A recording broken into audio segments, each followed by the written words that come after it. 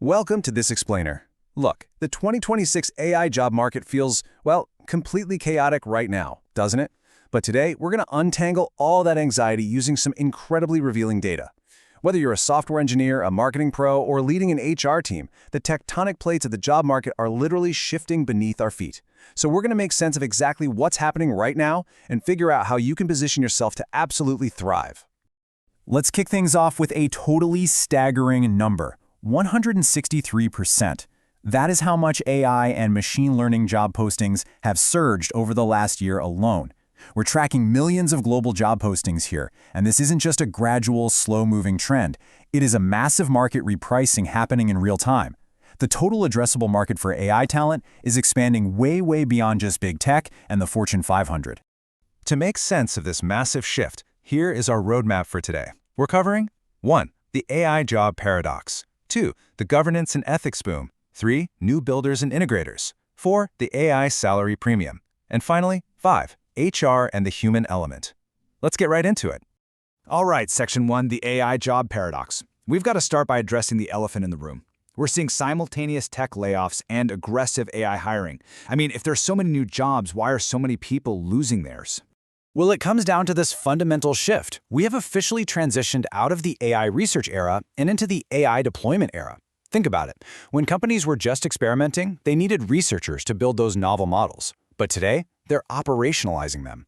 The required skills have totally flipped. A company doesn't need 10 researchers building an algorithm from scratch anymore. They need integration specialists who can plug that algorithm into their live customer service workflows. And when you break down the reasons behind these recent tech layoffs, the data is eye-opening. These are just arbitrary corporate cuts. They are highly strategic realignments to fund a $301 billion AI boom. We saw massive global layoffs in early 2026, right? Well, 39% of those were driven specifically by budget realignment toward AI projects. The people being let go and the people being hired, they just occupy fundamentally different skill categories. Obviously, this rapid, cutthroat realignment is triggering a very real phenomenon. It's called FOBO, or the fear of becoming obsolete.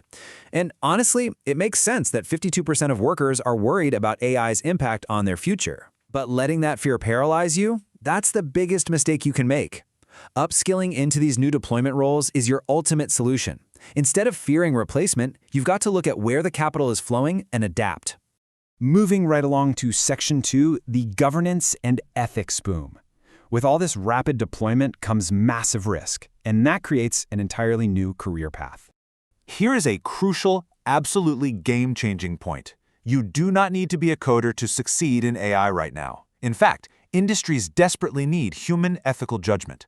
The AI ethics officer is a role that has completely exploded. Organizations are begging for people who can design ethical guardrails. If a new AI tool is biased in how it screens resumes, or if a healthcare algorithm handles patient data unfairly, it's the human ethics officer who steps in to fix it. And what's really pouring gasoline on this fire is impending regulation, specifically the EU AI Act. The stakes are getting incredibly high. We are talking about non-compliance fines hitting up to 20 million euros or 4% of global turnover. That looming financial threat is acting as a massive tailwind. Qualified AI ethics officers are exceptionally scarce right now. When a bias incident can cost you millions in legal fees, paying an ethics officer $120,000 to $180,000 a year is just a no-brainer for these companies. So if you want to pivot into this space, it's actually super accessible, especially if you have a background in law, policy, HR, or data.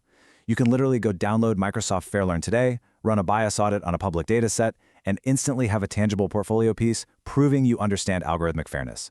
It's an incredible opportunity to jump in right now. Okay, Section 3, New Builders and Integrators. This is where the deployment era gets incredibly fun, with totally new technical roles that barely even existed 2 years ago. These are the professionals acting as the bridge between raw AI capabilities and actual profitable enterprise integration.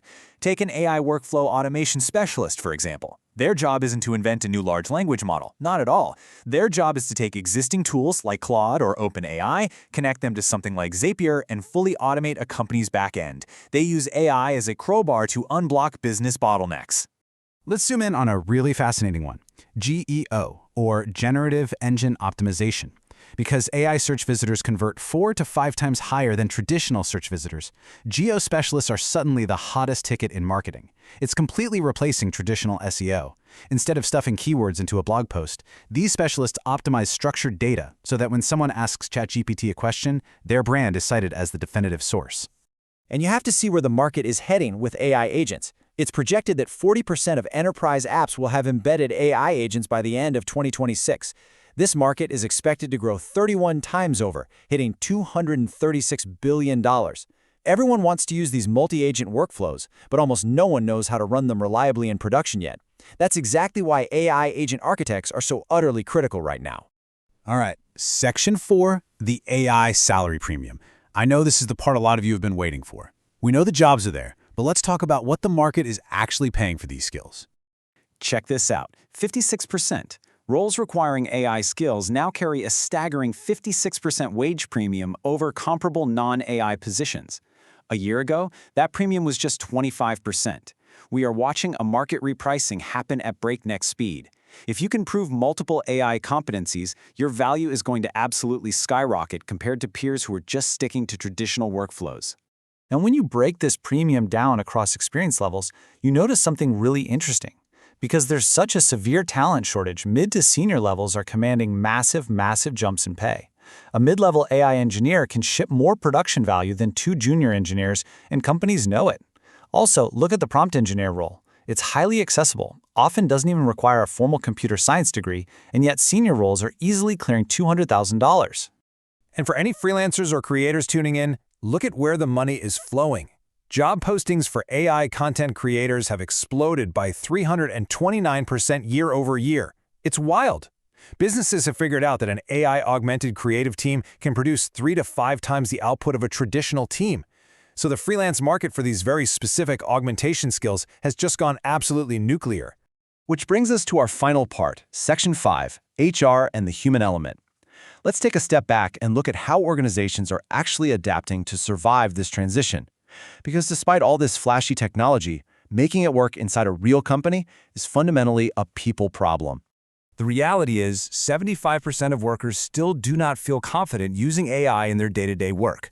This lack of confidence creates this hidden, subtle resistance across the company. HR leaders are waking up to the fact that AI transformation is a profoundly human challenge.